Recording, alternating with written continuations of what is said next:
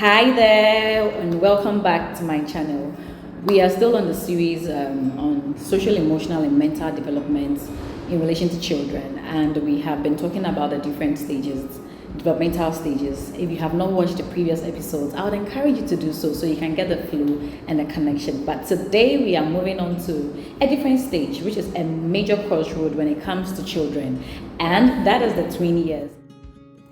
Now, one thing I want you to do is if you have a 10-year-old or an 11-year-old or a 12-year-old, if you have one or you've encountered one, I just want you to take a pause and then think about that child and all the stages or all the different changes you saw in that child as compared to when they were 7 years old and when they turned 11. So mentally, they now start to think about complex and abstract things, and so the understanding is more deeper. They now think about their future, they now start thinking about their unique identity, and they start thinking about ethics. And so if you have an 11-year-old or a 10-year-old or a 12-year-old, observe how they behave. At this stage, you are concerned about, okay, what do I stand for? What do I represent? How do I look? Okay, mommy, I think I want to be a doctor, I want to be a teacher. What can I do to become?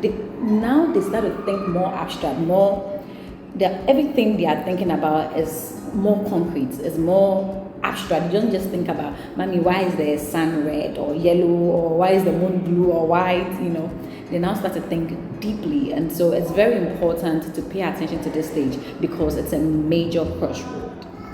Now let's look at the social emotional aspect. At this stage, their hormones are setting in, and so you notice that they have an intense desire for privacy. The focus shifts from family to now friends. Now they are thinking of how they will fit in and how they look, all those things starts to happen. And so if you have a 12-year-old and you notice these things, don't act weirdly. It is actually part of their growth. It is important, it is necessary for their social emotional growth.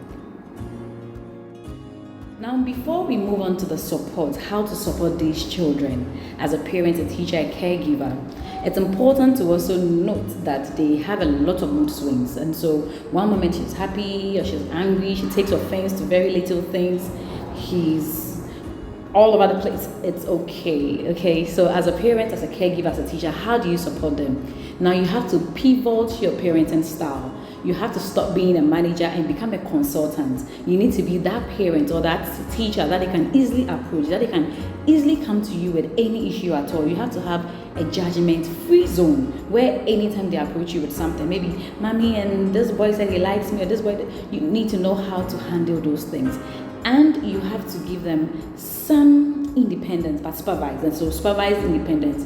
So even though you allow them the freedom, you still would supervise them. And then make sure you are the first person they would always come to with whatever it is that they are. That's why I said you have to stop being a manager and become a consultant. So you are no longer that parent who, no, don't touch this, don't do this, or trying to do everything for that child. You need to allow them the freedom, but guide them. Because at that stage, they are trying to fit in, to find out who would be their friends, their crew, their clique, and you need to be there for them. But don't do everything for them. Let them learn by themselves and then be able to approach you, come to you at any point. And so today, this is where we'll end our discussion. We have been talking about ages 10 to 12, what happens to them socially, emotionally, and mentally, and how you can support them as a parent. Thank you so much for joining, and we will continue in the next episode with the next age group. Bye.